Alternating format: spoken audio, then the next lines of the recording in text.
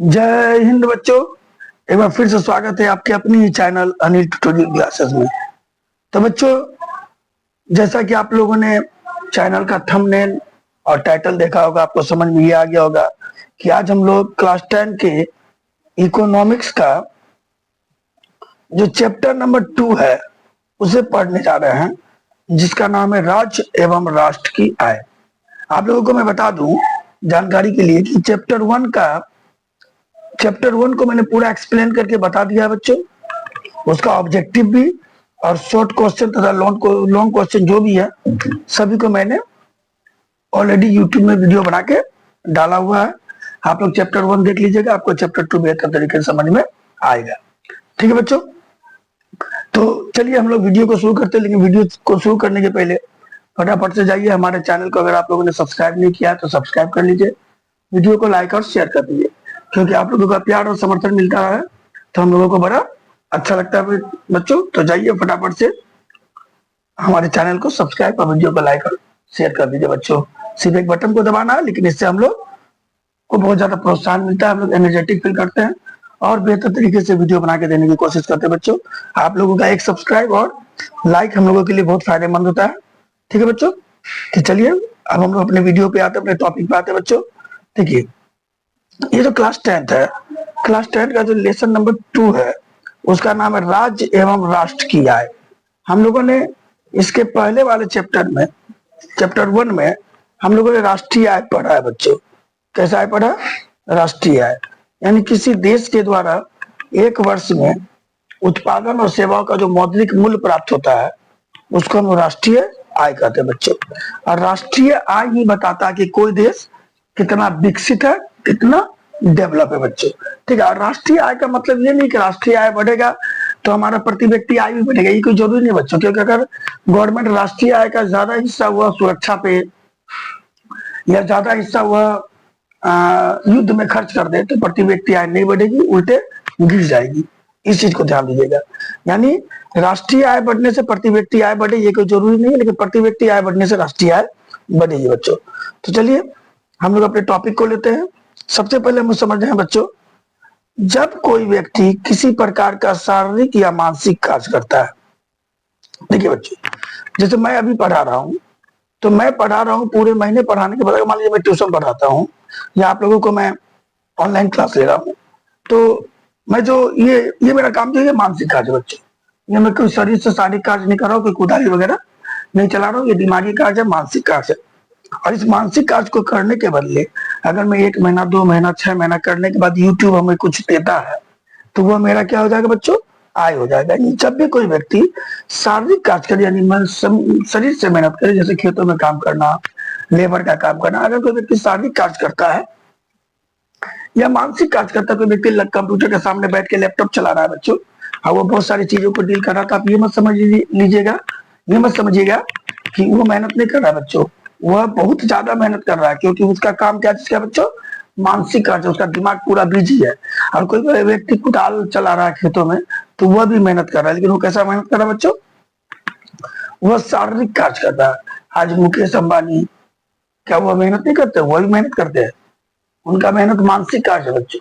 और याद रखिएगा, मानसिक कार्य से ज्यादा कमाई होती है बनस्पत शारीरिक कार्य के। ठीक है, तो कोई भी व्यक्ति अगर शारीरिक परिश्रम करे या मानसिक परिश्रम करे और उसके बाद उसको जो पारिश्रमिक मिलता है बच्चों, पारिश्रमिक बोलने का मतलब होता है जो पैसा मिलता है, उससे उस व्यक्ति का आय कहते हैं।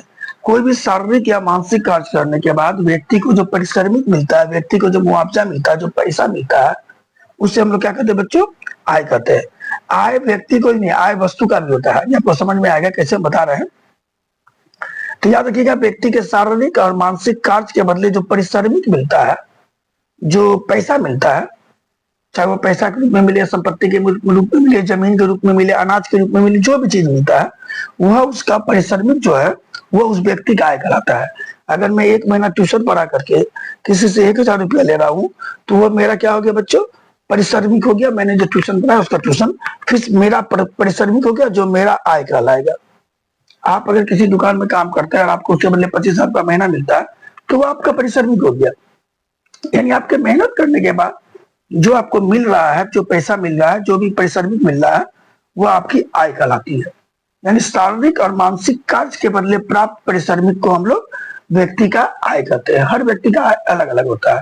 कोई 25,000 रुपया महीना कमाता है, कोई 10,000 रुपया महीना कमाता है, तो कोई 10 लाख रुपया महीना भी कमा रहा है बच्चों।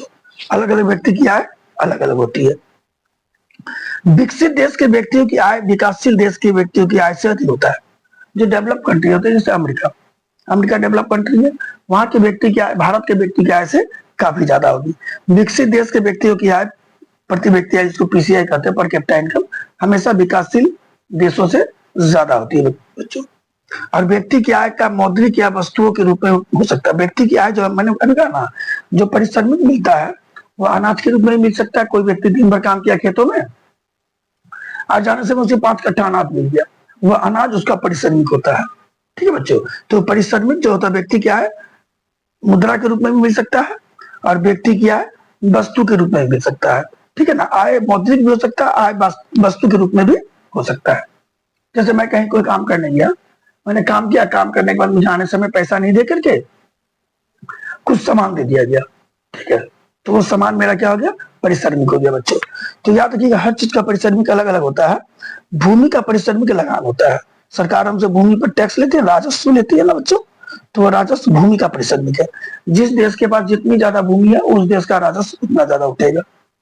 श्रम का परिश्रमिक मजदूरी होता है। श्रम मतलब तो मेहनत। अगर कोई व्यक्ति मेहनत कर रहा है, कोई आदमी मेहनत कर रहा है, तो उसको जो पैसा देते हैं उस पैसे को हम लोग कहते हैं मजदूरी। ठीक है बच्चों। पूंजी का परिश्रमिक ब्याज होता है। ठीक है, ब्याज मतलब क्या होगा, मैंने बैंक में पैसा रख दिया, बैंक में जो मेरा पैसा रखा हुआ है, उस पैसे पे बैंक ने जो मुझे ब्याज दिया, तो वो ब्याज पूंजी का परिश्रमिक होगा ना। मैं जितना ज्यादा पैसा रखूंगा मुझे उतना ज्यादा ब्याज मिलेगा। तो वो जो ब्याज मुझे प्राप्त हो रहा है, वो क्या किसके बदले प्राप्त हो रहा है, जो पूंजी मैंने बैंक में डाला उसके बदले। या कोई व्यक्ति सुना ना, महाजन वगैरह सूद पे पैसा देते हैं, ब्याज पे पैसा देते हैं, तो वो क्या करते हैं, वो कोई मेहनत नहीं कर रहे हैं, वो पैसा से पैसा बना रहे हैं। क्यों? क्योंकि पैसा जो आपको दिया, तो मैंने आपको पैसा दिया 100 रुपया, ठीक है, आपने मुझे 2 महीना बाद लौटा के दिया 110 रुपया, 100 रुपया का 110 रुपया दिया, तो 10 रुपया जो ज्यादा दिया किसके बदले दिया बच्चों, 100 रुपया के बदले दिया। तो 100 रुपया मेरे परिश्रमिक हो गया, जिसके बदले आपने मुझे 10 रुपया ज्यादा दिया। व्यवस्थापक का परिश्रमिक वेतन होता है बच्चे। जो व्यवस्थापक होते हैं, जो व्यवस्था करते हैं, उसका परिश्रमिक वेतन होता है। जितना व्यवस्थापक लेंगे, जितना जो व्यवस्थापक मतलब क्या कहोगे, ऑफिसर रेंज के व्यक्ति जो होते हैं, उसका परिश्रमिक वेतन होता है बच्चों। उद्यमी, उद्यमी होगा, उद्यमी व्यक्ति जो होता है, उद्यमी व्यक्ति मतलब होता है, उद्यमी किसको कहेंगे, उद्यमी कहेंगे वह व्यक्ति को, अपने लाइन में पढ़ा होगा उद्यम, वह व्यक्ति जिसमें साहस होता है व्यापार करने का, जो लोग लाभ और हानि को नहीं देखते हैं, व्यापार करने के लिए कूद पड़ते हैं, इसको बिजनेसमैन कहते हैं। तो उद्यमी व्यक्ति का जो परिश्रमिक होता है वो लाभ या हानि हो सकता है। आप बिजनेस करने के लिए जाइएगा, श्योर नहीं है कि आपको लाभ होगा, हानि भी हो सकता है। तो जो उद्यमी व्यक्ति होता है बच्चों, उसका परिश्रमिक लाभ या हानि के रूप में होता है। तो इस तरह हम लोगों ने समझ लिया बच्चों कि ये जो राष्ट्रीय आय क्या होती है बच्चों, ये हम लोगों ने समझा। राष्ट्रीय आय क्या होती है, हम लोगों ने समझा कि व्यक्ति की आय क्या होती है बच्चे। ठीक है, और विकासशील देशों के व्यक्ति की आय विकसित देशों के व्यक्ति की आय से कम होती है, यानी विकासशील देश की कम होती है। भूमि का परिश्रमिक लगान होता है, ये ऑब्जेक्टिव पूछा जाता है बच्चों। श्रम का परिश्रमिक मजदूरी होता है। पूंजी का परिश्रमिक ब्याज होता है। व्यवस्थापक का परिश्रमिक वेतन होता है। उद्यम का परिश्रमिक लाभ या हानि होता है बच्चों। अब हम लोग पढ़ते हैं बिहार की आय, तो बिहार के बारे में देख लेते हैं। हम लोग जिस स्टेट में रह रहे हैं पहले उसके बारे में देख लेते हैं। आप लोग कोई भी स्टेट से देख रहे हो, लेकिन आपको बता देते हैं कि मैं बिहार का रहने वाला हूँ, कटिहार जिले का, तो मैं आपको बिहार के बारे में थोड़ा अपना बता देता हूँ बच्चों। बिहार के बारे में बिहार की आय अत्यंत पिछड़ी है। अभी आप याद रखिएगा, पूरे इंडिया में सबसे गरीब देश, सबसे गरीब राज्य बिहार है। बिहार की पीसीआई सबसे कम है बच्चे, बिहार बहुत गरीब है। ठीक है, और बिहार की आय अत्यंत पिछड़ी है, अत्यंत पिछड़ी है बच्चों। गरीबी और बेरोजगारी यहाँ बहुत ज्यादा बिहार में। 2009 में योजना आयोग का आंकड़ा जब लागू हुआ था, 2009 में जब आंकड़ा लागू हुआ था, तो 2009 में सबसे गरीब राज्य उड़ीसा था बच्चे। वर्तमान में बिहार, इस चीज को ध्यान रखिएगा, 2009 में सबसे गरीब राज्य उड़ीसा था, और उड़ीसा के बाद बिहार था, जहां बिहार में गरीबी 41.4% थी। ठीक है बच्चों, 2000 अगर आपसे पूछा जाता अभी वर्तमान में सबसे गरीब राज्य कौन है, तो बिहार है। लेकिन 2009 में सबसे गरीब राज्य कौन था, उड़ीसा था, और उस समय बिहार दूसरे नंबर पे था, और बिहार में गरीबी 41.4% थी। यानी 41.100 में 41.4% लोग गरीबी रेखा के नीचे रह रहे थे बच्चे। तो बिहार के लोगों की आय सबसे कम है आज के डेट में। आज के डेट में बिहार के लोगों की आय सबसे कम है बच्चों। रेगनर नरकस थे, एक बहुत बड़े शास्त्री थे। उन्होंने कहा कि गरीबी कुचक्र। कुचक्र बोलने का मतलब होता है अगर हम लोग उस गरीबी के अंदर फंस गए बच्चों तो हम उससे बाहर नहीं निकल पाएंगे, क्योंकि गरीबी गरीबी को जन्म देती है। ये बात रेगनर नरकस का कहना था। और बिहार इस कुचक्र का शिकार हो चुका है। बिहार आज गरीब क्यों है कि बिहार पहले भी गरीब था, इसलिए बिहार आज भी गरीब है।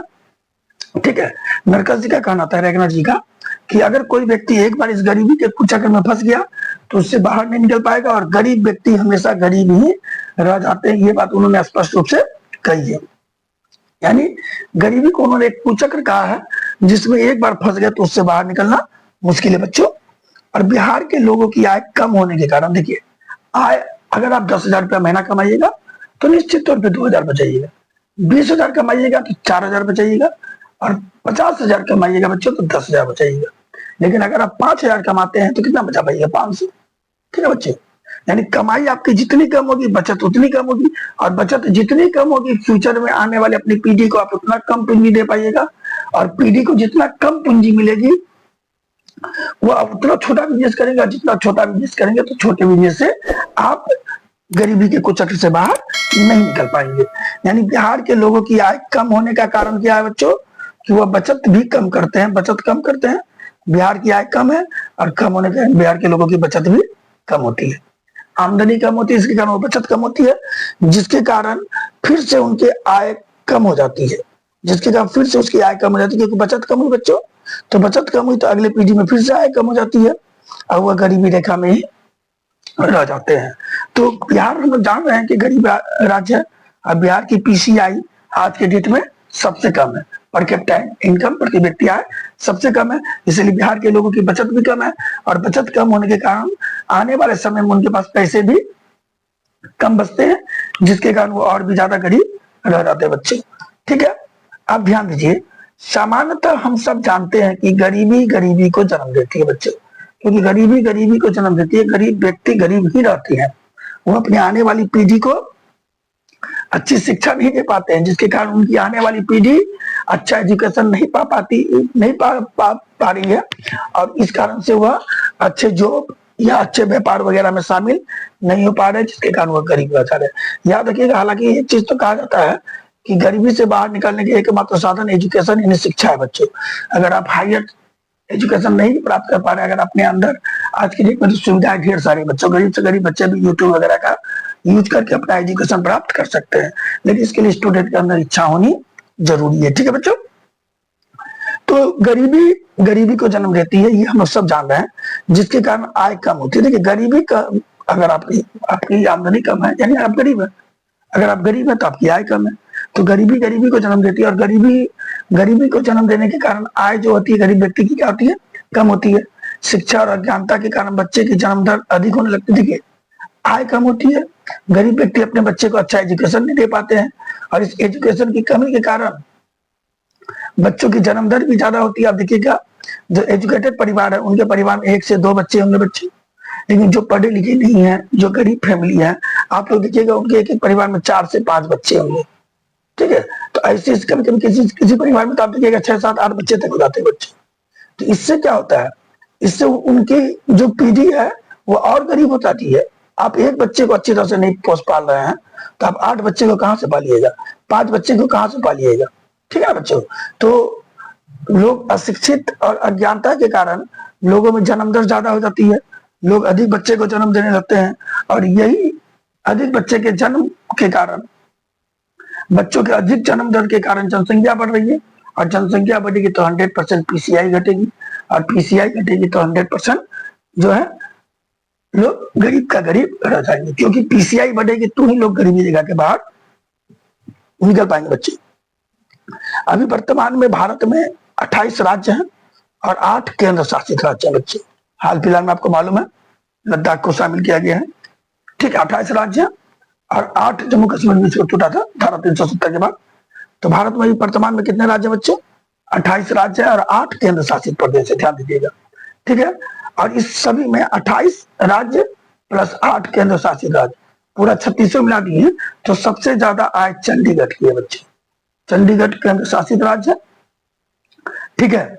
और सबसे ज्यादा आय किसकी है? चंडीगढ़ की है। सर्वाधिक आय किसमें?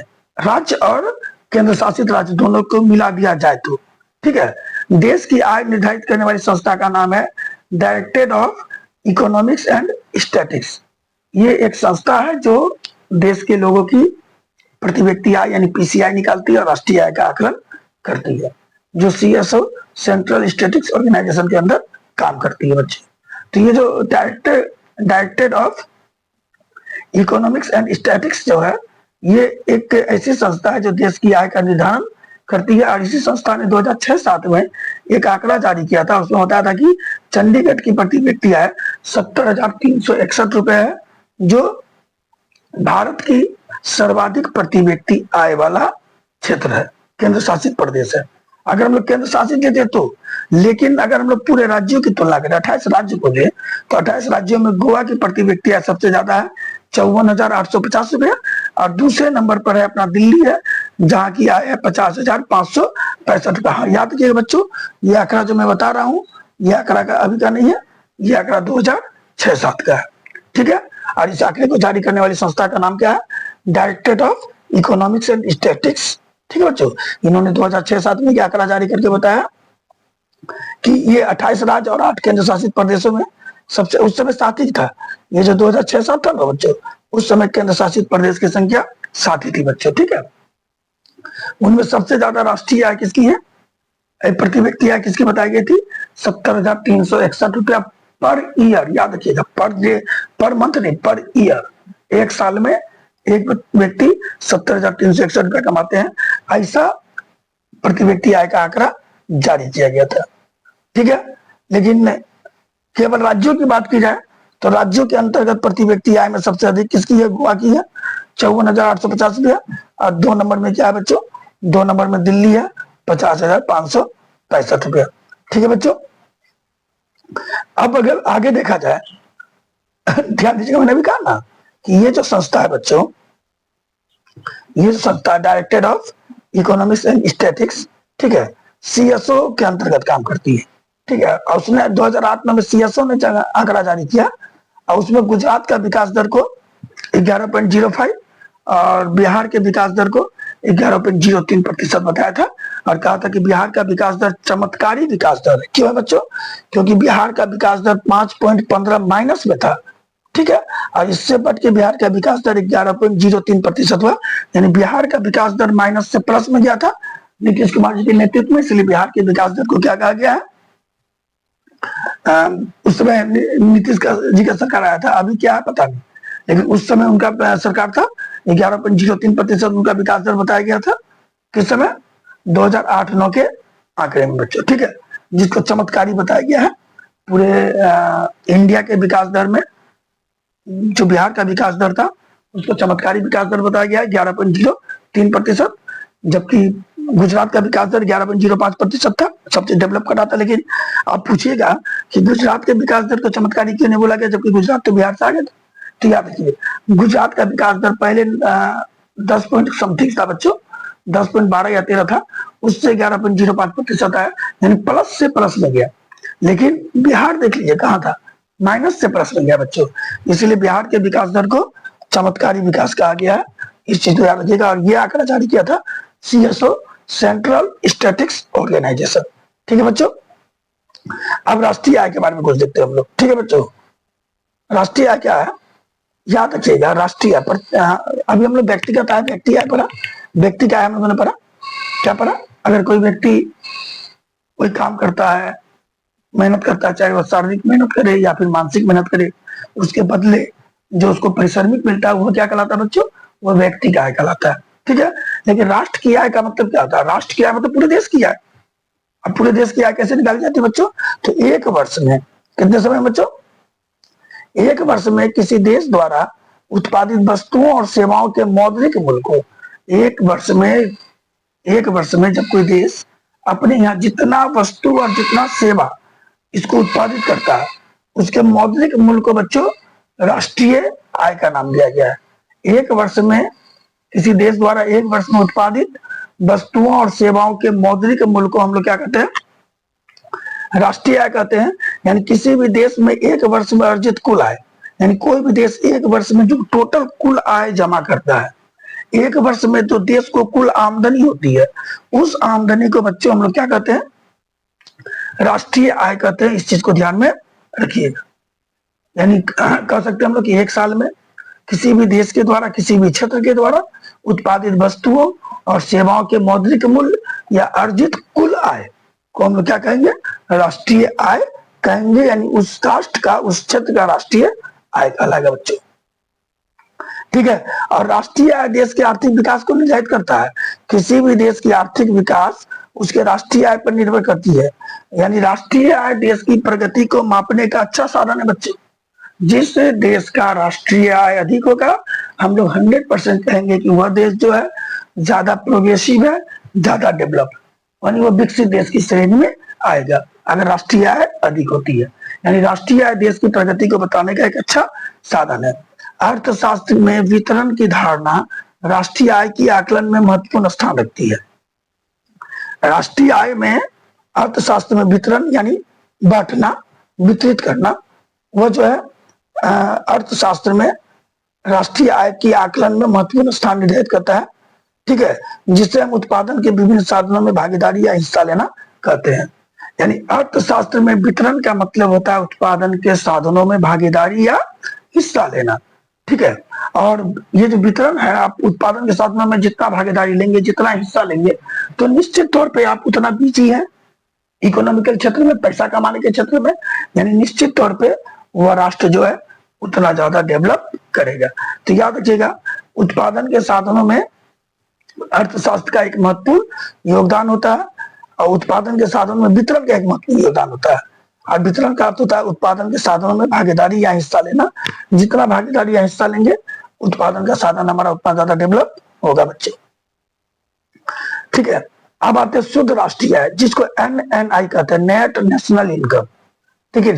एक राष्ट्रीय आय क्या हो गया? अब देखिए, मैं अगर मान लीजिए 50,000 रुपया महीना कमाता हूँ बच्चों, या कोई व्यक्ति 50,000 रुपया महीना कमाता है, तो वो 50,000 रुपया महीना वो बचाता नहीं बच्चों। उस 50,000 में वो कहीं ना कहीं 30,000, 20,000, 40,000 खर्चा करता है। तो खर्च करने के बाद जो बचता है उसको कहते हैं शुद्ध आय। ठीक है। तो उसी तरह राष्ट्र की जो आय होती है, ठीक है, राष्ट्र की आय में उस चीज को उत्पादन करने के लिए, मान लीजिए मैंने खेती किया, ठीक है, 1 बीघा खेती लगाया, मेरा मकई पैदा हुआ 50,000 का, कहने का मतलब। ठीक है बच्चों, उस मकई में लगाने में मैंने 20,000 रुपया खर्च किया था। ठीक है। तो खर्च करने के बाद कितना फायदा हो गया हमको? 30,000 रुपया फायदा हुआ। ये 30,000 मेरा होगा शुद्ध आय। समझ में आया बच्चों? यानी कहा गया है, ध्यान से देखिएगा, क्या कहा गया है कि शुद्ध राष्ट्रीय आय, नेट नेशनल इनकम, यानी कोई भी राष्ट्र राष्ट्रीय आय में, अगर राष्ट्रीय आय पता किससे चलता है? राष्ट्रीय आय पता चलता है उत्पादन और सेवाओं के मौद्रिक मूल्य से। ठीक है। तो उस उत्पादन और सेवाओं के उत्पादन में जो खर्च हुआ है, उस खर्च को घटा देने के बाद जो बचता है वह शुद्ध राष्ट्रीय आय कहलाता है। यानी कुल राष्ट्रीय आय में उत्पादन के क्रम में, राष्ट्रीय आय में जो उत्पादन होता है उसके क्रम में जो खर्च होता है, उस खर्च को घटा देने के बाद जो बच जाता है वह शुद्ध राष्ट्रीय आय कहलाता है, नेट नेशनल इनकम कहलाता है। ठीक है।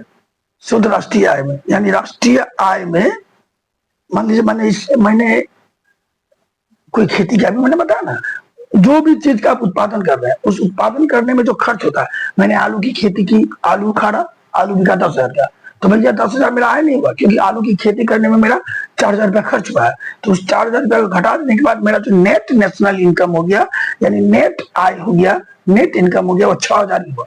ठीक है। उसी तरह राष्ट्र में कहा गया कि वस्तुओं और सेवाओं के उत्पादन में जो खर्च होता है, उस खर्च को माइनस करने के बाद जो बचता है वह शुद्ध राष्ट्रीय आय होता है, जिसको नेट नेशनल इनकम कहते हैं, शुद्ध राष्ट्रीय आय। ठीक है बच्चों। और इसके विषय में कुछ अलग अलग बातें हैं, जैसे अब हम लोग पढ़ लेते हैं कुछ बातों को। प्रोफेसर अल्फ्रेड मार्शल कहते हैं किसी देश की श्रम और पूंजी का उसके प्राकृतिक संसाधनों पर प्रयोग करने से वर्ष भर भौतिक वस्तुओं पर विभिन्न प्रकार की सेवाओं का जो शुद्ध समूह उत्पन्न होता है उसे राष्ट्रीय आय कहते हैं। यानी कह रहे हैं कि पूरे वर्ष भर में श्रम और पूंजी का प्राकृतिक संसाधनों का प्रयोग करने के लिए पूरे वर्ष भर में हम जो भौतिक और अभौतिक वस्तुओं का उत्पादन करते हैं, उत्पादन करने में जितना श्रम और पूंजी का उपयोग कर लेते हैं उसके बाद जो बचता है वह मेरा शुद्ध आय कहलाता है। इस चीज को ध्यान दीजिएगा। यानी प्रोफेसर मार्शल कहते हैं किसी भी देश के श्रम और पूंजी का उसके प्राकृतिक संसाधनों पर प्रयोग करने के बाद एक वर्ष भर, पूरे वर्ष भर में श्रम और पूंजी का देश की प्रकृति मतलब हमारे देश के पास जितनी श्रम और पूंजी है उसका प्राकृतिक संसाधनों के उत्पादन में एक साल तक प्रयोग करने के बाद, ठीक है बच्चों, प्रयोग करने के बाद जो शुद्ध समूह उत्पन्न होता है उसे हम लोग राष्ट्रीय आय कहते हैं। ये प्रोफेसर अल्फ्रेड का कहना। अब सबका परिभाषा अलग अलग है लेकिन आपको उतना नहीं पूछा जाएगा। आप सिर्फ इतना लिखिएगा कि किसी देश द्वारा एक वर्ष में उत्पादित वस्तुओं और सेवाओं के कुल मौद्रिक मूल्य अर्थात अर्जित आय को राष्ट्रीय आय कहते हैं। बस इतना लिखिएगा। प्रोफेसर पीयू क्या कहते हैं, राष्ट्रीय लाभांश किसी राज्य समाज की वस्तुनिष्ठ अथवा भौतिक आय का वह भाग है जिसमें विदेशों से प्राप्त आय भी शामिल किया गया है। ठीक है।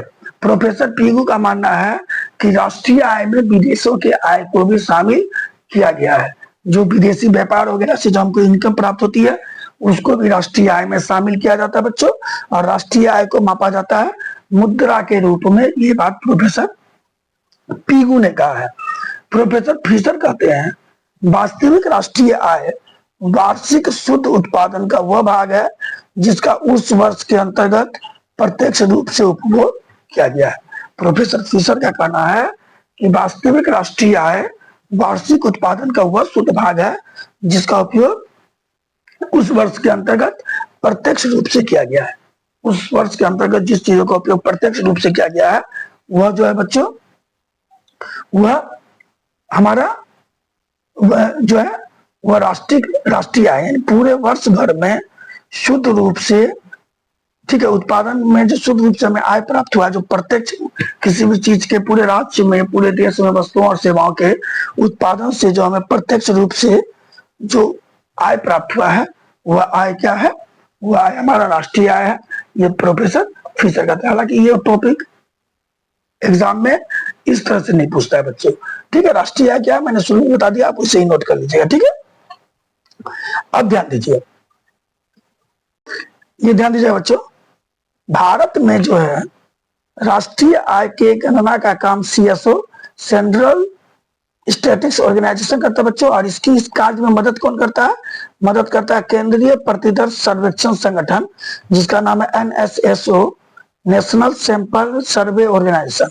ये जो एनएसएसओ है राष्ट्रीय प्रतिदर्श सर्वेक्षण संगठन जिसको हम लोग नेशनल सैंपल सर्वे ऑर्गेनाइजेशन कहते हैं, वही केंद्रीय संख्यांकी संगठन यानी सीएसओ की सहायता करता है सर्वे में। सीएसओ की सहायता कौन करता है बच्चों, एनएसएसओ करता है, जो कि राष्ट्रीय आय का आकलन करने में सीएसओ की मदद करता है। खैर ये भी उतना इंपॉर्टेंट टॉपिक नहीं लेकिन ये इंपॉर्टेंट है कि राष्ट्रीय आय का आकलन कौन करता है, सीएसओ सेंट्रल स्टैटिस्टिक्स ऑर्गेनाइजेशन। हाँ कभी पूछ ले कि उसका मदद कौन करता है तो बोलेंगे NSSO, national sample survey organisation या राष्ट्रीय प्रतिदर्श सर्वेक्षण संगठन, ये सीएसओ की मदद करता है। ठीक है। प्रोफेसर केन्स, क्या नाम था, केन्स, प्रोफेसर केन्स के अनुसार राष्ट्रीय आय को उपभोक्ता वस्तुओं तथा विनियोग वस्तुओं पर किए गए उपभोक्ता वस्तुओं और विनियोग वस्तुओं पर किए गए कुल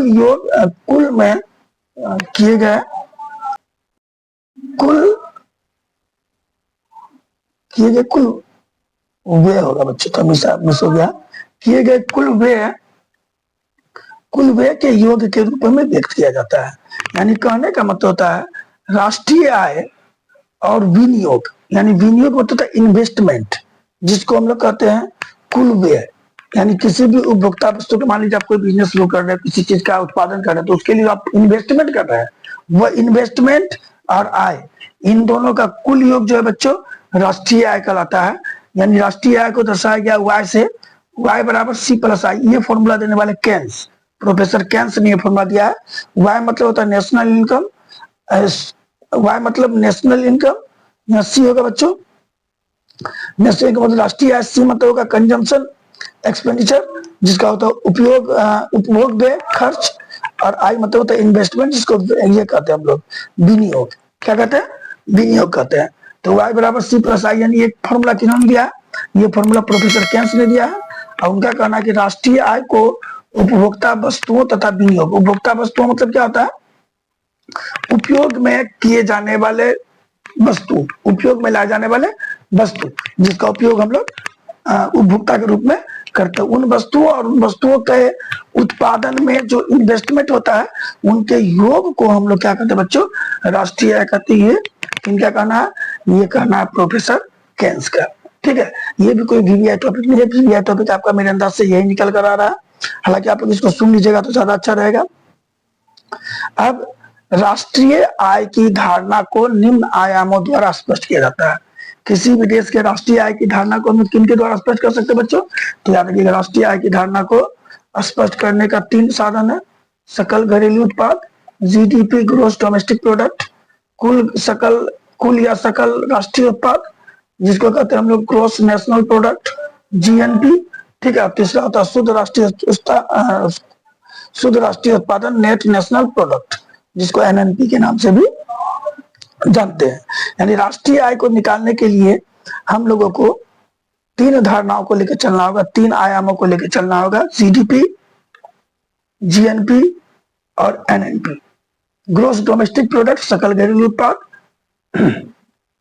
ग्रोस नेशनल प्रोडक्ट जीएनपी सकल राष्ट्रीय उत्पाद, शुद्ध राष्ट्रीय उत्पादन यानी नेट नेशनल प्रोडक्ट। इन तीनों को के द्वारा ही हम लोग राष्ट्रीय आय का निर्धारण कर सकते हैं। तो अब इन तीनों को एक एक करके समझते हैं बच्चों। ठीक है, ध्यान से देखिएगा। देखिए बच्चे, ये जो जीडीपी होता है सकल घरेलू उत्पाद, ये होता क्या है? तो देखिए, किसी भी देश में किसी दिए गए वर्ष में वस्तुओं और सेवाओं की जो मात्रा उत्पादित होती है, कोई भी देश में एक निश्चित साल में वस्तु और सेवाओं की जो मात्रा उत्पादित होता है उससे हम लोग सकल घरेलू उत्पाद कहते हैं। ये देखिए, ये मात्रा है, टन में या संख्या में नापा जाता है, मीटर में नापा जाता है। यानी पूरे वर्ष भर में किसी देश के अंदर जितनी वस्तु और सेवाओं का उत्पादन होता है, उत्पादन के मूल्य को नहीं बच्चों, उत्पादन को सकल घरेलू उत्पाद कहते हैं। पूरे वर्ष भर में वस्तुओं और सेवाओं का जो उत्पादन होता है उस उत्पादन को सकल घरेलू उत्पाद के नाम से जानते हैं बच्चों। और दूसरा है जीएनपी, ग्रोस नेशनल प्रोडक्ट, कुल राष्ट्रीय उत्पादन, यानी एक साल में वस्तुओं और सेवाओं का जो उत्पादन होता है उसके मौद्रिक मूल्य को कुल राष्ट्रीय उत्पादन कहते हैं। ध्यान से देखिएगा, जीडीपी का मतलब होता है एक वर्ष में वस्तुओं और सेवाओं के उत्पादन को बच्चे, मौद्रिक मूल्य को नहीं, उत्पादन। मान लीजिए 100 टन गेहूं पैदा हुआ तो 100 टन गेहूं वह हो गया सकल घरेलू उत्पाद जीडीपी, और 100 टन गेहूं का मूल्य जो हो गया वह जीएनपी हो गया। ठीक है, जीएनपी हो गया ग्रोस नेशनल प्रोडक्ट। ठीक है बच्चे, समझ में आ गया? यानी मूल्य, जो मूल्य अगर लिख दिए, मूल्य बता दिए तो जीएनपी हो गया, अब मूल्य नहीं बताया तो जीडीपी हो गया। ठीक है, पूरे वर्ष में एक निश्चित वर्ष में वस्तुओं और सेवाओं का जो उत्पादन होता है उस उत्पादन को हम लोग सकल घरेलू उत्पाद कहते हैं।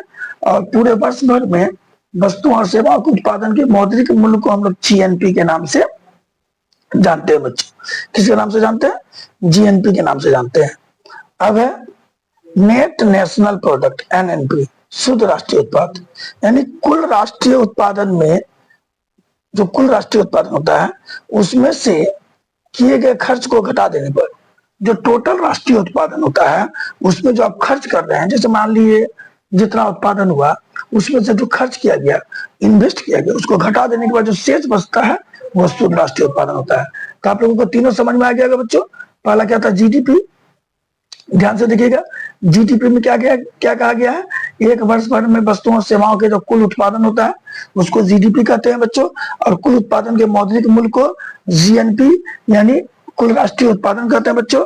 और नेट नेशनल प्रोडक्ट का मतलब क्या आ गया कि एक वर्ष में जो उत्पादन हुआ उस उत्पादन में किए गए खर्च को घटा देने के बाद जो प्राप्त होता है वह होता है हमारा शुद्ध राष्ट्रीय उत्पादन, नेट नेशनल प्रोडक्ट। ठीक है बच्चों, अब याद रखिएगा, आप अगला टॉपिक पढ़ते हैं हम लोग, भारत में राष्ट्रीय आय और उसका ऐतिहासिक प्रवेश, यानी भारत में राष्ट्रीय आय की गणना की भावना विचार हमारे मन में कैसे आए, तो उसके बारे में पढ़ते बच्चों। तो ध्यान दीजिएगा, भारत में सबसे पहले 1668 ईस्वी में राष्ट्रीय आय के बारे में बात जिक्र करने वाले थे दादा भाई नौरोजी। उन्होंने राष्ट्रीय आय का अनुमान सबसे पहले लगाया था, अपनी एक किताब लिखी थी उन्होंने, भारतीय एंड अन ब्रिटिश, भारतीय नहीं होगा बच्चों, ये होगा पॉवर्टी, क्या होगा, poverty and un British rule in India.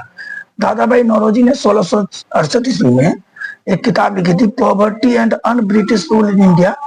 उनमें उन्होंने भारत के जो व्यक्ति है उसकी प्रति व्यक्ति आय 20 रुपए बताई थी, यानी 1668 में भारत की प्रति व्यक्ति आय का अनुमान दादा भाई नौरोजी ने लगाया था बच्चों। कितना रुपया लगाया था, 20 रुपया। उन्होंने एक किताब लिखी थी, poverty and un British rule in India.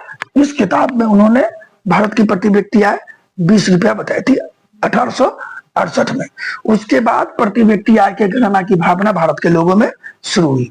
उसके बाद एक प्रसिद्ध अर्थशास्त्री थे डॉक्टर V.K.R.V. राव, उन्होंने 1925 से 1929 के बीच भारत की राष्ट्रीय आय का आंकड़ा निकाला था। तो ये देखिए, ये अनुमान में था, दादा भाई नौरोजी ने अनुमान लगाया था, लेकिन डॉक्टर V.K.R.V. राव जो थे उन्होंने 1925 से 1929 के बीच जो राष्ट्रीय आय का आंकड़ा निकाला वो एक वैज्ञानिक तरीके से तैयार किया गया आंकड़ा था, इसलिए ये आंकड़ा अधिक प्रचलित था। हालांकि कोशिश की दादा भाई नौरोजी ने, लेकिन आंकड़ा ज्यादा प्रचलित किसका हुआ, डॉक्टर V.K.R.V. राव का आंकड़ा जो है वो ज्यादा फेमस हुआ। उसके बाद 1949 ईस्वी में एक अर्थशास्त्री थे प्रोफेसर P.C. महालनोबिस, जो प्रथम पंचवर्षीय योजना के योजनाकार भी थे और गांधी जी के नेहरू जी के सलाहकार भी थे। ठीक है, उनकी अध्यक्षता में एक राष्ट्रीय आय समिति का गठन किया गया। P.C. महालनोबिस की अध्यक्षता में 1949 में राष्ट्रीय आय समिति का गठन किया गया बच्चों, जिसने 1951 में पहली रिपोर्ट पेश की और उस रिपोर्ट में 1948 से 1949 के बीच राष्ट्रीय आय बताया था 8,650 करोड़ रुपए और प्रति व्यक्ति आय 246.9 रुपए बताया था, एक साल का बच्चों, ध्यान दीजिएगा, एक साल का। यानी 1949 में प्रति व्यक्ति आय कितना थी हमारी, 246.9, 246 रुपया 90 पैसा। ठीक है बच्चों, और राष्ट्रीय आय थी PCI थी 246.9 और राष्ट्रीय आय थी 8,650 करोड़ रुपए। और ये बताने वाले कौन थे, भारत के प्रसिद्ध अर्थशास्त्री P.C. महालनोबिस।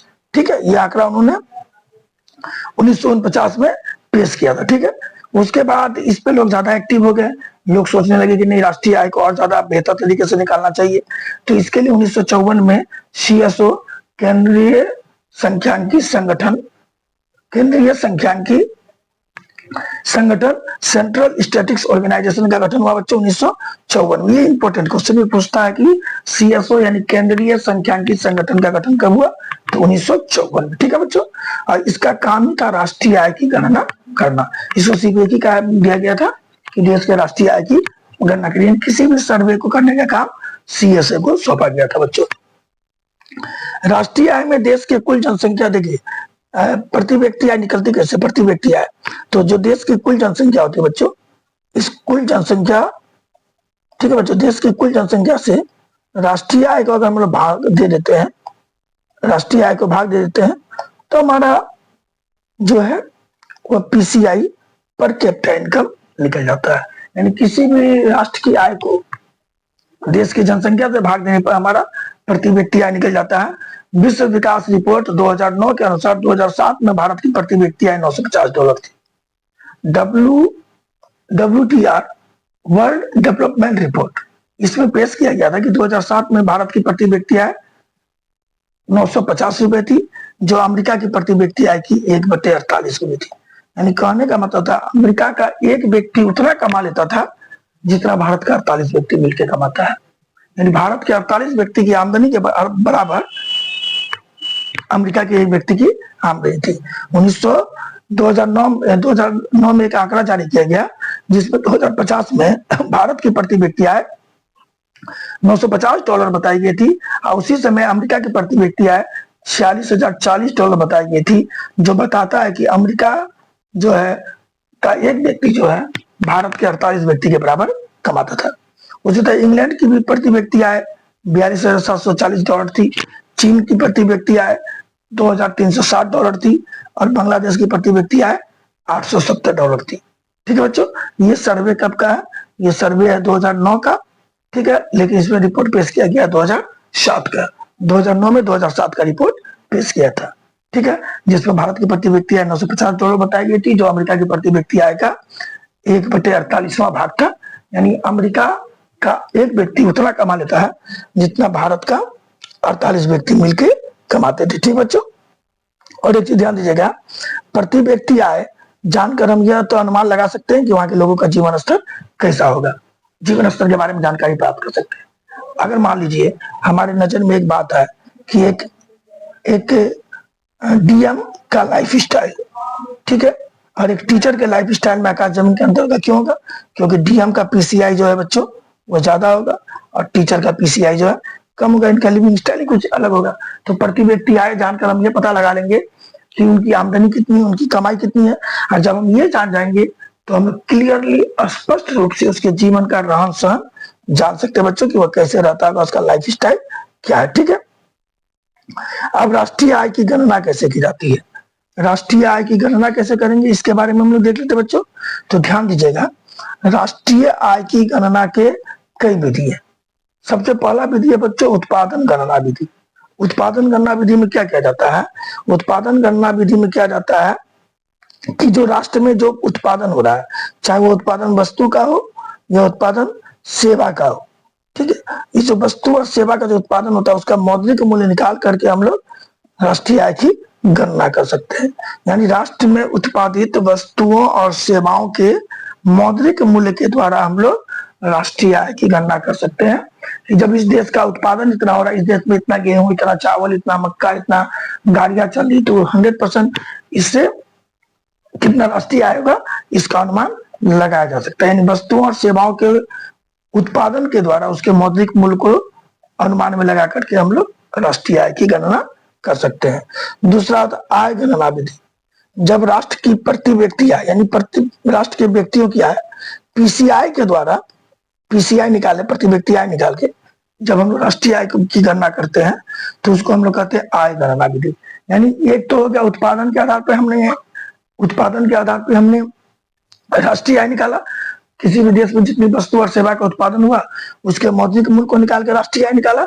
दूसरा हो गया आय गणना विधि, यानी जिसमें हम लोगों ने व्यक्तियों के आय को जाना और आय जान करके उसका योग निकाल करके हमने राष्ट्रीय आय को निकाला। तीसरा होता है व्यय गणना विधि। देखिए बच्चों, व्यय गणना विधि भी राष्ट्रीय आय को निकालने की एक तरीका है। देखिए, अगर आप 10,000 रुपया महीना कमा रहे हैं, ठीक है, तो आप 5,000 रुपया महीना खर्च कर सकते हैं, 6,000 कर सकते हैं, 7,000 कर सकते हैं, 8,000 कर सकते हैं, 9,000 कर सकते हैं। लेकिन अगर आप 10,000 कमा रहे हैं तो 12,000 कर सकते हैं, कभी नहीं कर सकते हैं। तो इस आधार पर भी अगर हम लोग पता लगा लें कि जैसे मान लीजिए इंडिया में कितनी टीवी बिक रहे हैं, कितने फ्रिज बिक रहे हैं, कितने कार बिक रहे हैं, ठीक है बच्चों, तो ये बिक कैसे रहे? तो आपकी कमाई हो रही है तो बिक रहे हैं।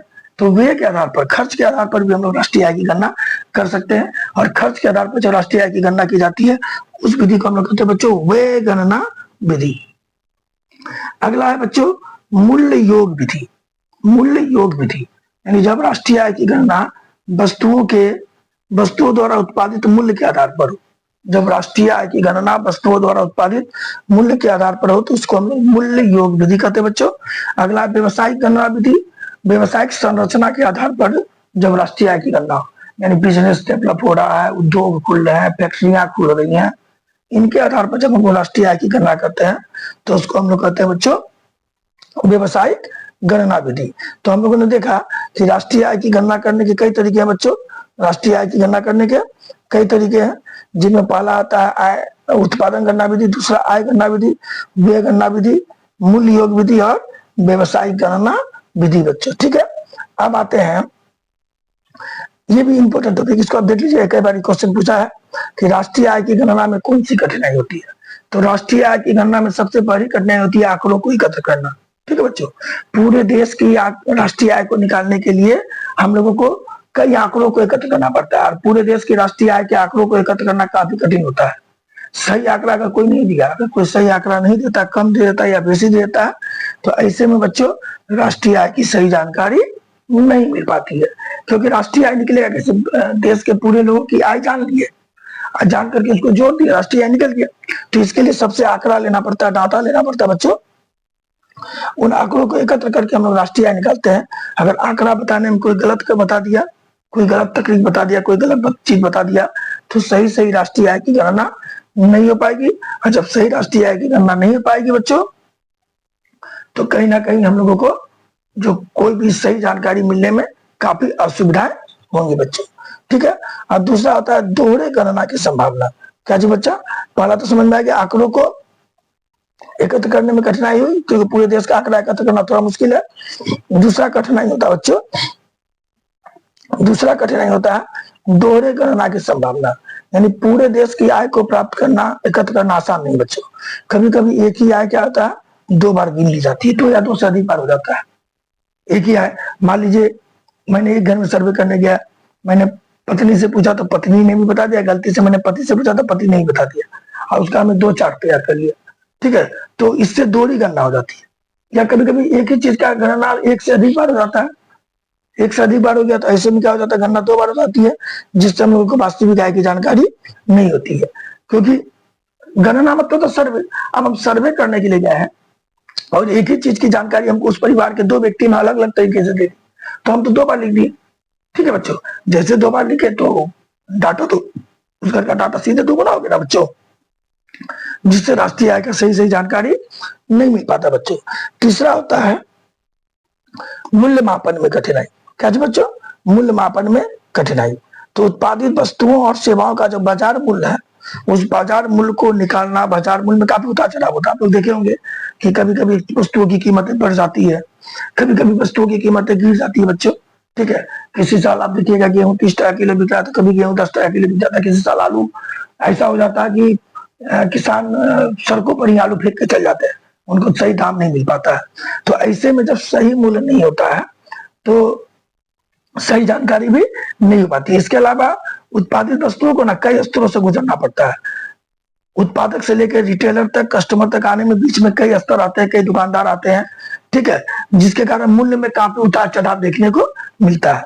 ठीक है, जैसे मान लीजिए अगर एक मैगी को ही लेते हैं, हमारे पास वो 7 रुपए पैकेट में पहुंचती है, तो दुकानदार को जो उसका जो वस्तु को उत्पादन करने में 2, 3, 4 रुपए खर्चा होता होगा, लेकिन हमारे पास 7 रुपए में पहुंच रही है।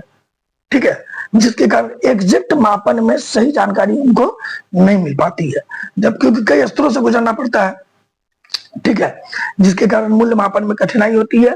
और मूल्य मापन में जब कठिनाई होती है तो बच्चों सही सही राष्ट्रीय आय की गणना करना मुश्किल हो जाती है। क्लियर हो गया बच्चों? ये तो आप लोगों को समझ में आ ही रहा होगा। और थोड़ा सा बचा हुआ है, इसको हम लोग खत्म कर देते हैं, चैप्टर हम लोगों का खत्म हो जाएगा बच्चों। ठीक है, अब हम लोग आते हैं, ये भी बहुत इंपॉर्टेंट टॉपिक है बच्चों, कि विकास में राष्ट्रीय आय प्रति व्यक्ति आय का क्या योगदान है। ध्यान दीजिएगा बच्चों, किसी भी देश के विकास में प्रति व्यक्ति आय और राष्ट्रीय आय का बहुत बड़ा रोल है। प्रति व्यक्ति आय और राष्ट्रीय आय ज्यादा होगा तो देश का विकास भी 100% ज्यादा होगा। समझे बच्चों, प्रति व्यक्ति आय किसी राष्ट्र के विकास में महत्वपूर्ण भूमिका निभाती है। यह न केवल आर्थिक विकास का एक महत्वपूर्ण संकेतक है, बल्कि यह लोगों के जीवन स्तर, कल्याण पर को भी का भी प्रतिबिंब है।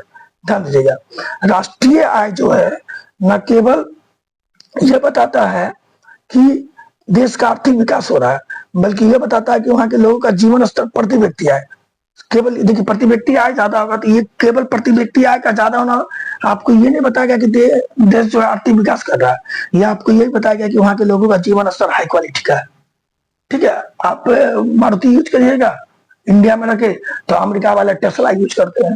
ठीक है, उनका जीवन स्तर ज्यादा हो जाता है। आप 5 लाख के कार में घूम रहे हैं तो 5 करोड़ की कार में घूम रहे हैं बच्चों। ठीक है, तो कहीं ना कहीं प्रति व्यक्ति आय का ज्यादा होना ये बताता है कि आपका जीवन स्तर उच्च है। ठीक है, और आप डेवलप ज्यादा कर रहे हैं, यानी यह बताता है कि लोगों का जीवन स्तर और कल्याण के बारे में बताता है। प्रति व्यक्ति आय का मतलब यह है, अगर उच्च प्रति व्यक्ति आय है, इसका मतलब यह है कि आप खर्च करने में सक्षम है। अगर आपकी कमाई ज्यादा है तो खर्च करने में सक्षम है। खर्च करिएगा तो सामान खरीदिएगा, सामान खरीदिएगा तो फैक्ट्रियां से सामान ज्यादा बिकने लगेंगे, तो नए नए फैक्ट्री खुलने लगेंगी, फैक्ट्रियां खुलेंगी तो लोगों को रोजगार मिलेगा। तो निश्चित तौर पे प्रति व्यक्ति आय बढ़ेगा तो खर्च करने की क्षमता बढ़ेगी, खर्च करने की क्षमता बढ़ेगी तो उत्पादन के लिए ज्यादा से ज्यादा प्रोडक्ट की जरूरत पड़ेगी, तो फैक्ट्रियां खुलने लगेंगी, फैक्ट्रियां खुलने लगेंगी, लोगों को रोजगार मिलेगा, जिससे दूसरी तरफ से लोगों की आमदनी बढ़ने लगेगी। तो कहीं ना कहीं राष्ट्रीय आय बढ़ेगा, खर्च करने की क्षमता बढ़ेगी, तो अर्थव्यवस्था में भी सुधार होगा, लोगों की गुणवत्ता बढ़ेगी। क्योंकि आप ज्यादा खर्च करिए, मान लीजिए गरीब देश में एक परिवार में एक मोबाइल है, तो अमीर देश में एक परिवार में 5 मोबाइल है, तो कहीं ना कहीं वहाँ मोबाइल की दुकान ज्यादा खुलने लगेगी, इंटरनेट ज्यादा चलेगा। ठीक है बच्चों, तो ये चीज होता है, आय बढ़ेगी, खर्च करने की क्षमता बढ़ेगी, खर्च करने की क्षमता बढ़ेगी तो अर्थव्यवस्था में सुधार निश्चित तौर पर आएगा। क्योंकि आप जितना खर्च करिएगा नहीं, जितना सामान खरीदिएगा तो उतना टैक्स सरकार को मिलेगा, सरकार को आमदनी उतनी ज्यादा होगी। ठीक है, तो प्रति व्यक्ति आय का विकास में क्या योगदान है, तो ध्यान से देखिएगा बच्चों। प्रति व्यक्ति आय आर्थिक विकास में क्या रोल निभाती है, तो प्रति व्यक्ति आय और राष्ट्रीय आय का वृद्धि होना, ठीक है, देश के लिए अर्थव्यवस्था में अधिक धन प्रवाह होता है। प्रति व्यक्ति आय और राष्ट्रीय आय बढ़ती है तो धन का प्रवाह अधिक होता है, जिससे निवेश बढ़ता है, उत्पादन बढ़ता है, रोजगार के अवसर पैदा होते हैं। क्योंकि जितना ज्यादा धन का प्रवाह होगा, रोजगार के अवसर उतना ज्यादा बढ़ेंगे, उत्पादन उतना ज्यादा बढ़ेगा, निवेश उतना ज्यादा बढ़ेगा और देश की आर्थिक प्रगति उतनी ज्यादा होगी। ठीक है बच्चों, दूसरा होता है जीवन स्तर में सुधार। प्रति व्यक्ति आय बढ़ेगा, उच्च प्रति व्यक्ति आय होगा तो राष्ट्रीय आय भी बढ़ेगा। ठीक है, उच्च प्रति व्यक्ति आय का मतलब होता है, या उच्च प्रति व्यक्ति आय या उच्च राष्ट्रीय आय का मतलब होता है बच्चों, लोगों का जीवन स्तर बेहतर हो रहा है, लोग बेहतर तरीके से जी रहे हैं। ठीक है, लोगों का रहन सहन ज्यादा डेवलप कर रहा है, जिससे जिसके अलावा लोगों के स्वास्थ्य सेवा भी लोगों को बेहतर मिलेगी, शिक्षा का डेवलपमेंट होगा, आवास का डेवलपमेंट होगा, बुनियादी सेवाएं भी बढ़ने लगेगी। तो कहीं ना कहीं अगर प्रति व्यक्ति आय बढ़ता है तो स्वास्थ्य, शिक्षा, आवास और बुनियादी सेवा, यहाँ तक कि बिजली, एसी, मोबाइल, इंटरनेट, इन सब चीजों पर प्रभाव पड़ेगा, क्योंकि वहां के लोगों का जीवन स्तर बेहतर होता जाएगा बच्चों। ठीक है, उसके बाद मानव विकास होगा। ठीक है, प्रति व्यक्ति आय बढ़ने से राष्ट्र की आय बढ़ेगी। ठीक है बच्चों, प्रति व्यक्ति आय, राष्ट्रीय आय में वृद्धि होने से स्वास्थ्य डेवलप होगा, शिक्षा डेवलप होगा, जीवन स्तर डेवलप होगा बच्चों, और मानव के जीवन में काफी विकास आएगा, कई तरह की सुविधाएं बढ़ेगी, मानव का विकास होगा, मानव का स्वास्थ्य बेहतर होगा। क्योंकि आप जानते हैं कि गरीब व्यक्ति जो है वो अच्छी तरह से भोजन भी नहीं मिल पाता है, जिसके कारण उनका स्वास्थ्य बेहतर नहीं होता। तो प्रति व्यक्ति आय बढ़ेगी तो स्वास्थ्य बेहतर होगा, क्योंकि उन्हें पर्याप्त भोजन मिलेगा, कोई प्रॉब्लम होगा वो बेहतर ट्रीटमेंट पा सकते हैं। क्योंकि गरीब व्यक्ति के पास पैसे की कमी रहती है, वो अच्छा ट्रीटमेंट भी प्राप्त नहीं कर पाते हैं। तो कहीं ना कहीं मानव विकास के लिए भी प्रति व्यक्ति आय जरूरी है बच्चों। उसके बाद प्रति व्यक्ति आय, राष्ट्रीय आय बढ़ने से गरीबी कम होगी, क्योंकि उच्च प्रति व्यक्ति आय या राष्ट्रीय आय से गरीबी में कमी आती है बच्चों। क्योंकि लोगों के पास अपनी बुनियादी जरूरतों को पूरा करने के लिए और बेहतर जीवन जीने के लिए संसाधन होते हैं। क्योंकि भैया आप बेहतर जीवन जिएगा कैसे, बेहतर जीवन आप तभी जी पाइएगा जब आपके पास पैसे रहेंगे, जब आपके पास पर्याप्त संसाधन रहेंगे तो आप बेहतर जीवन जी पाइएगा।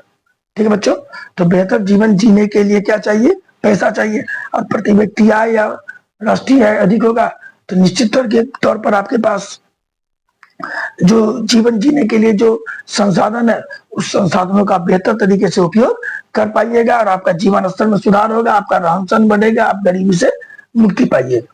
ठीक है, कहने का मतलब सीधे तौर पर कह सकते हैं कि राष्ट्रीय और प्रति व्यक्ति आय बढ़ेगी तो गरीबी कमेगी। ठीक है बच्चों, क्योंकि आप गरीबी रेखा के ऊपर होते रहिएगा। सामाजिक न्याय, अभी आप लोग देखते होंगे समाज में अमीर गरीब के बीच बहुत बड़ा भेदभाव है बच्चों, लेकिन प्रति व्यक्ति आय और राष्ट्रीय आय में वृद्धि होगा तो लोगों के बीच जो भेदभाव है अमीर गरीब का वह कमेगा। ठीक है, लोग बेहतर जीवन जिएंगे, किसी के सामने हाथ नहीं फैलाएंगे, तो उनमें निश्चित तौर पर सुधार होगा। आप किसी के सामने मांगने कब रहेगा, जब आपके पास अभाव रहेगा, जब आपके पास पैसा नहीं रहेगा, तो आप जरूरत पड़ने पे कुछ भी कहीं भी हाथ फैला सकते हैं ना बच्चों। तो कहीं ना कहीं सामाजिक न्याय पर भी इसका प्रभाव पड़ता है बच्चों। ठीक है, प्रति व्यक्ति आय में वृद्धि से सामाजिक न्याय को बढ़ावा मिलता है, समाज के सभी वर्गों को लाभ होता है, ठीक है, जिसके कारण जो बीच का डिफरेंस है अमीर गरीब का वह कमने लगता है, ठीक है। प्रति व्यक्ति आय बढ़ेगा तो बीच का जो अमीर गरीब के बीच की खाई जो वो निश्चित तौर पे कमेगी। जैसे कि एक एग्जाम्पल बता रहे हैं, जिन देशों की प्रति व्यक्ति आय अधिक होती है वहां स्वास्थ्य सेवा और शिक्षा प्रणाली बेहतर होती है। और जीवन प्रत्याशा बच्चों, जीवन प्रत्याशा मतलब होता है जो जीवन प्रत्याशा बोलने का मतलब क्या होता है, जो हम कह सकते हैं लाइफ स्टाइल, ठीक है, वह बेहतर होता है। नहीं, जीवन प्रत्याशा मतलब लाइफ स्टाइल, जीवन प्रत्याशा मतलब होता है उम्र, आयु, वह अधिक होती जाती है। गरीब देशों में लोगों को अच्छा भोजन नहीं मिलता, लोग कुपोषण के शिकार हो जाते हैं, कम आयु में ही मरने लगते हैं। लेकिन जो अधिक आय वाले जो देश है, अधिक राष्ट्रीय आय वाले जो देश है, उनका 100% जीवन प्रत्याशा उच्च स्तर की होती है बच्चों।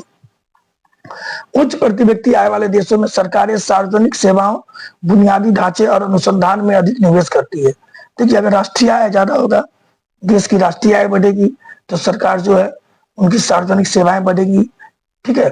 सरकार जो है सड़क, बिजली आदि को डेवलप करेगा, बुनियादी सेवा का विकास होगा, अनुसंधान में भी, खोज में भी, इन्वेस्टमेंट में भी सरकार पूंजी निवेश करेगी। भैया अनुसंधान में इन्वेस्टमेंट कब करेगी सरकार?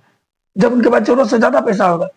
अब सरकार के पास सड़क बनाने का पैसा नहीं है, ठीक है ना बच्चों, सरकार के पास सड़कें बनाने का पैसा नहीं है, तो सरकार अंतरिक्ष में जाने का सोचेगी। पहले घर के लोगों का पेट भरेगी तब ना अंतरिक्ष में जाने का उसका सोचेगी बच्चों। तो अनुसंधान वगैरह तभी कर पाएगी जब उसका राष्ट्रीय आय जो है अधिक होगा।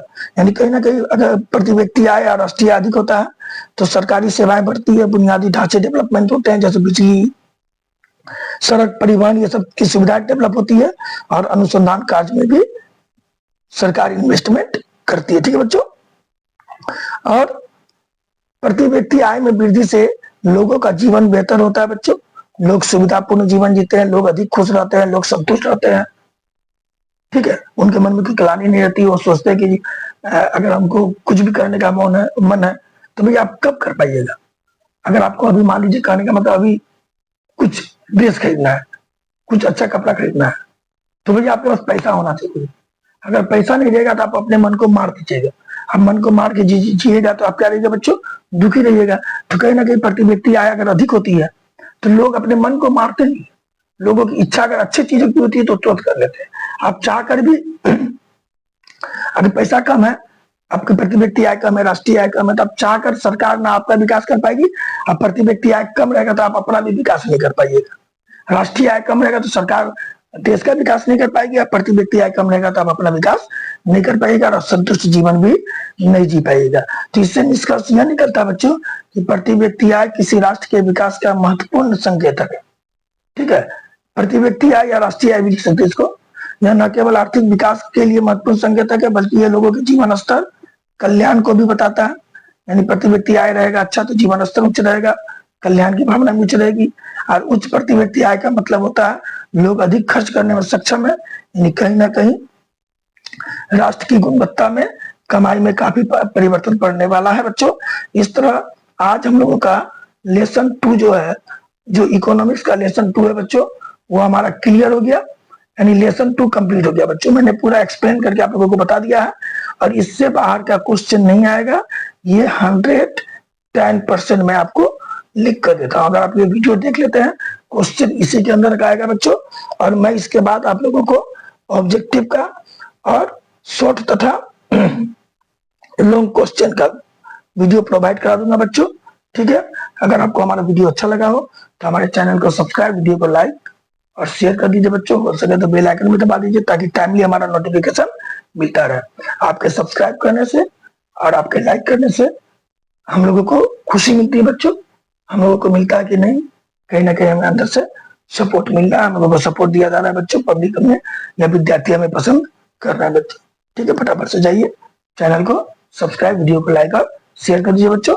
जय हिंद, जय भारत।